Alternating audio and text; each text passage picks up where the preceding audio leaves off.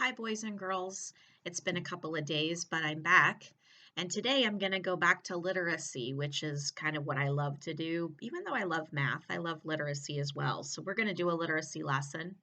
And actually, I'm going to tie it into social studies. So we're going to do like an economics lesson along with our read aloud today. So today, I felt it was the perfect time to talk about economics because of the situation that's happening in the world right now. And I'd just gone to the store to buy some groceries for my family, and I found a lot of economical things going on. First of all, we were talking about supply and demand. And I was trying to tell my kids that a lot of the things that are happening in the grocery store are because there's a limited supply of things. And because there's a limited supply, then a lot of people are demanding it. So, what happens to the price when we're demanding something and there's a limited supply? The price goes up. So, when I went in to go just buy some regular lunch meat so my kids could have sandwiches for lunch, I noticed that the lunch meat was much more expensive than it usually is. And I read the sign beside it that said that's because they are having a difficult time getting lunch meat in. So, in order to make money off of the lunch meat they have to raise the price a little bit. So, that's happening right now with our pandemic. And so then I kind of thought about, well, that'd be a great lesson to teach about because I also was talking to my family about the times when it's appropriate to go to the store nowadays. Before, whenever you needed something, you just went to the store. So if I needed, let's say, for example, my daughter needed ink yesterday for one of her projects, I would just head down to CVS and buy ink, or I would get it at Walmart, or I would order it. Well, times are a little bit different now. So when I decide to go to the store, I don't go to the store all the time whenever I feel like it, like I used to. I kind of have to think about when is a good time to go, and I basically go when I actually very much need something because I don't want to go to the grocery as often as I used to. So we talk about that with economics when we talk about needs and wants. And one of the things I'm going to talk about today is our needs and wants. So I've got some lists of things here, and we're going to look at the items that I have cards for, and we're going to try to decide if it's a need or if it's a want. But first of all, let's talk about what that means. A need is something that you have to have in order to live. What are some things that you can think of? Things that you have to have in order to live.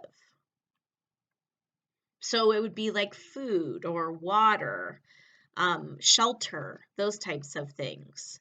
Those are what we call needs. Now, things that you want, you don't necessarily need, but you'd really like to have them. I'm having a problem with my son right now. He keeps putting on my computer screens these shoes that he wants, and he says he needs them, but does he really need the shoes? He really wants the shoes.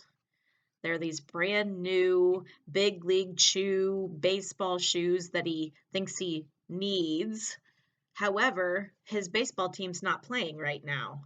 So does he actually need the shoes or does he just think they're cool and want the shoes? Those are the types of decisions that you have to make when you're talking about economics. Because you don't want to waste your money on things that you don't need. And you don't want to go to the store for things that you don't need at this moment. You want to buy those things that are vital for you to live. So let's talk a little bit about what some of those might be. All right, so the first thing I have is milk. Milk, is this a need or a want? And milk's pretty important, and that's going to help your calcium in your bones, and that's going to help you to live. So I would say milk is probably a need. So we can put that in the need pile. What about fruit? Is fruit something that you need to survive? Yeah, it's food. It's good for you. Your body needs it. That I would constitute as a need as well. Now, here's Cooper. Cooper wants shoes. Now, here's the thing.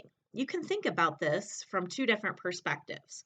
The first perspective is, do you have shoes?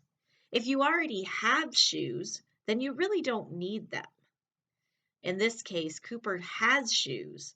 He just wants this new pair. So we're going to put that into a want pile. All right, what about candy? Now, I know a lot of you like candy, and you could probably say it's food. And you might be able to say, but it's food and I need food to live, so I need it. It should go in the need pile. But candy is not something that is actually good for you.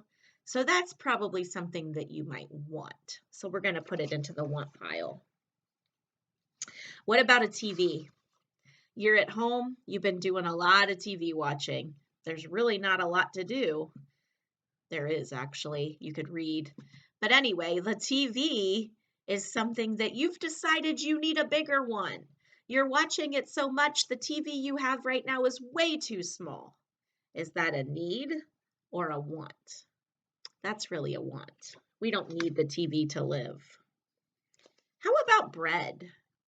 A need or a want? You try it. Is that something we need to live, or is that something we want just to have? It's a need. It's something we need. It's good for us, it's nutritious, and we need it. Put that in the need pile.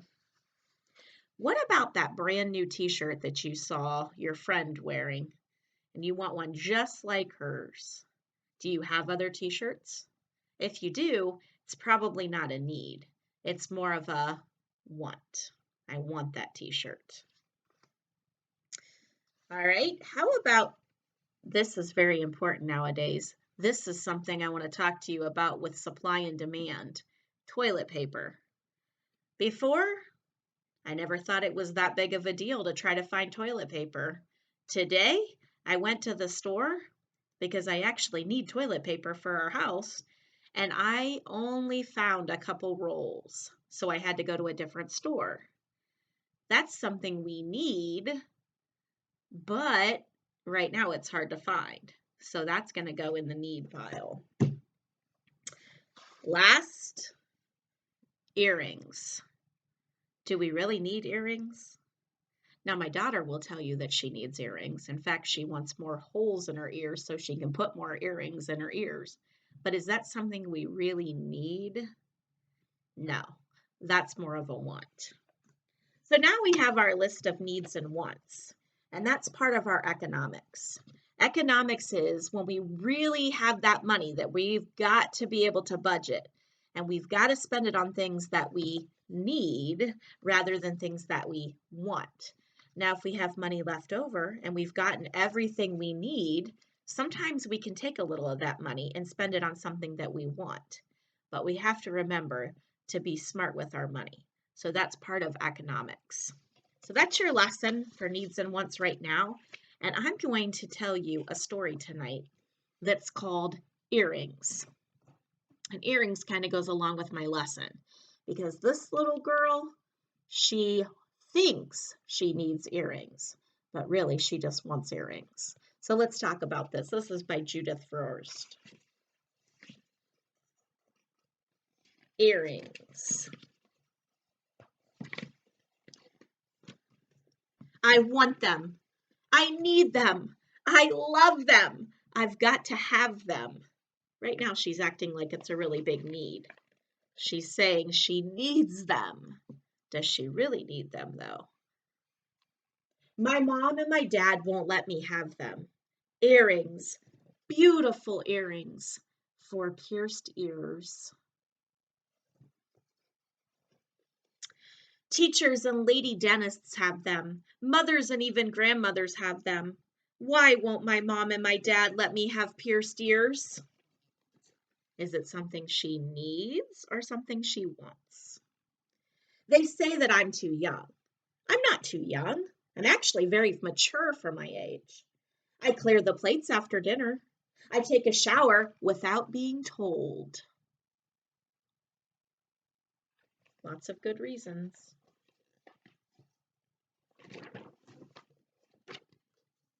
They say I need to be patient. I've tried being patient. I'm tired of being patient. There she is trying to get her mom to go into the jewelry store. I want my ears pierced now. Not when I'm 20, not when I'm 40, not when I'm 80, and not when I'm 100 years old.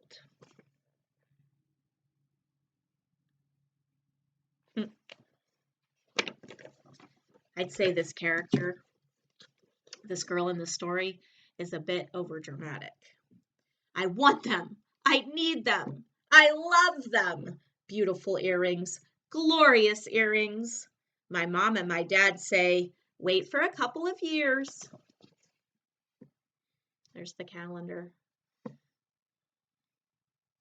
I tell them I'm the only girl in my class, in my school, in the world, in the solar system whose mom and dad won't let her have pierced ears.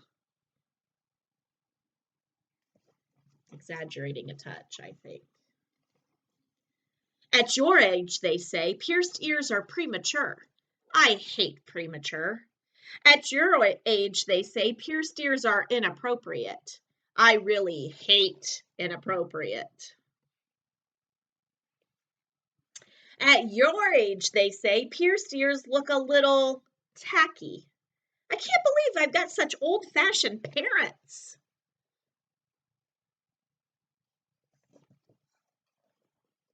I want them. I need them. I love them. Beautiful earrings, glorious earrings. My mom and my dad keep saying weird things like, why? Because they'd make me look good, because they'd make me feel good, and because furthermore, I'd be so proud of wearing them, I'd stand up straight and hold my head up high, which means that they would also be good for my posture. And I hear that they keep your earlobes warm in the winter. I love how dramatic she is.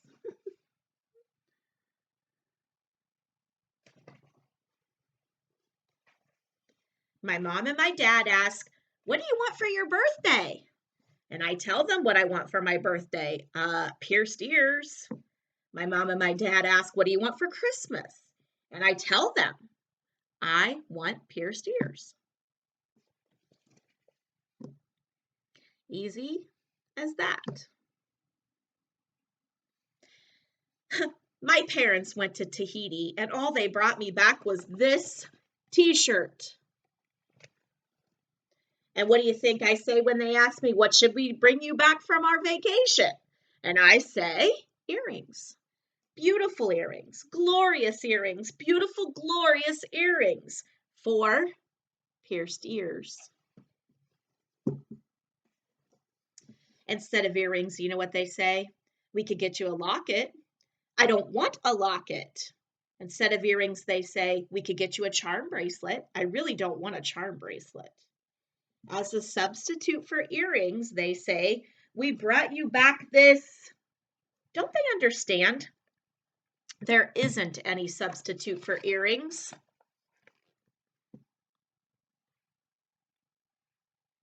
I think the grass skirt's a little too big. I need them. I want them. I love them. Beautiful earrings. Glorious earrings. I argue and beg, and sometimes there's yelling and tears, and I tell my mom and my dad all the things I would do if only, if only, if only they would let me have pierced ears. Like I'd walk our dog every day for the whole year.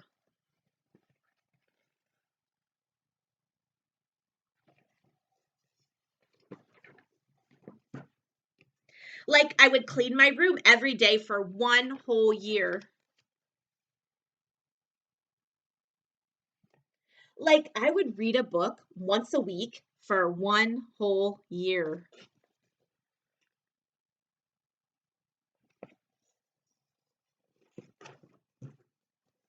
Like I would be nice to my little brother for one whole year. Well, maybe 6 months. It's too hard to be nice to him for the whole year. And I wouldn't ask for new clothes. Well, because I could wear the same old clothes. And you know what I would do to make them fancier? I would just change my earrings.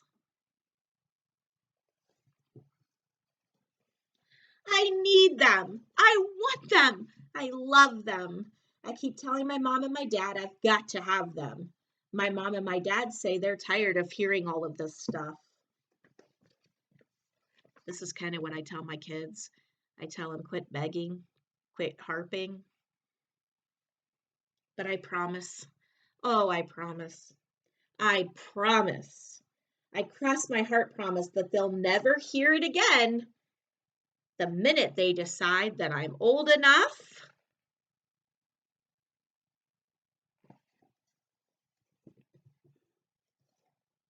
for earrings. Beautiful earrings. Glorious earrings. Beautiful, glorious earrings for pierced ears. And there, look at her. She's dreaming, looking out her window. And does she see stars? Does she see the moon? All she can focus on is earrings. So are those a need or a want? Is that something she needs in order to live, or is that something she wants? It's something she wants. I'm sure you're like that too. I'm sure there's lots of things that you want. My kids want things all the time. Every time they see something new that their friends have or new on TV, they have to have it. Here's what happens. In this story of earrings, we talk about needs and wants a little bit, but we also talk about how she's trying to persuade her parents to buy her earrings. She has an opinion. Her opinion is these are the greatest things in the whole entire world, and she needs them. She wants them. She has to have them. But in order to try to get these earrings, she tries to talk her mom and dad into them because they say no. And we call that a persuasive argument. Here's what happens. She gives reasons why she thinks she should have these. And if you look in the middle of the book, she says, I want these earrings. The whole entire front of the book is talking about like she's got to have them. She loves them. Everybody has them in the whole entire solar system. But then in order to try to figure out what she is going to tell her parents to talk them into it, she starts to list some reasons. And this is what a good persuasive paragraph does, or a good persuasive story in this case. They tell you exactly why she should have these earrings. In fact, she mentions several ideas. She mentions the fact that, if you remember on this page, if she gets these earrings, this is what's going to happen. She's going to stand up straight and hold her head up high, and that means these earrings are good for posture. So she wants the earrings, and her first reason is because they're going to be good for her posture. And she explains why. Because when she wears the earrings, she's going to hold her head up high, she's going to walk straight, and she's going to have a nice posture. That's the first reason that she used in here. The next reason that she says is she's going to, I've got to figure out where this page is, sorry. She says that she's going to walk her dog every day. So then she starts giving reasons of what she's going to do if you let her do this. She's going to clean her bedroom. She's going to read a book every day, or every week, I'm sorry. And she's going to give all of these reasons why she should have these earrings. And it's very, very funny, some of them, because, I mean, honestly, do you really think the earrings are going to help her with her posture? So she does this and she goes through what she's going to do to get these earrings, and she's trying to talk her parents into it. She's saying, I don't need new clothes. So you wouldn't have to buy me clothes ever again. I'll wear the same old clothes, but the earrings will make them look better. And she's talking about many different ways and many different reasons she should have these earrings. And that's what we do when we try to persuade somebody to do something. We've got to give them a reason. Hopefully, we're thinking that's going to help them to decide to finally give them to them. Do you think they finally gave them to her? Do you think they waited until she got older? I'm not sure. It doesn't really say. But one thing you can do is you can practice with your economics. You can make a list of your needs and wants. Excuse me. Like bread. Bread is a need because you need it to live. What are some other things that you need? You could make a T chart like we do in class sometimes, and you can put some needs on one side and you put some wants on the other. Now, when you think about your wants, here's something you could do to write like they did in earrings. You could write a persuasive paragraph or a persuasive letter to your parents or to your teacher or to anybody that you want something from. So let's say you did want these new shoes that my son wants. If he wrote down the reasons why he should get the shoes or why they would be good for him, that would be a persuasive argument to try to get those shoes that he wants, doesn't need. So maybe you could try that. What are some reasons why you think you should have these shoes? And now you're trying to persuade them, mom or dad, into buying them for you. I hope you enjoyed our story today. I'll talk to you later. Bye.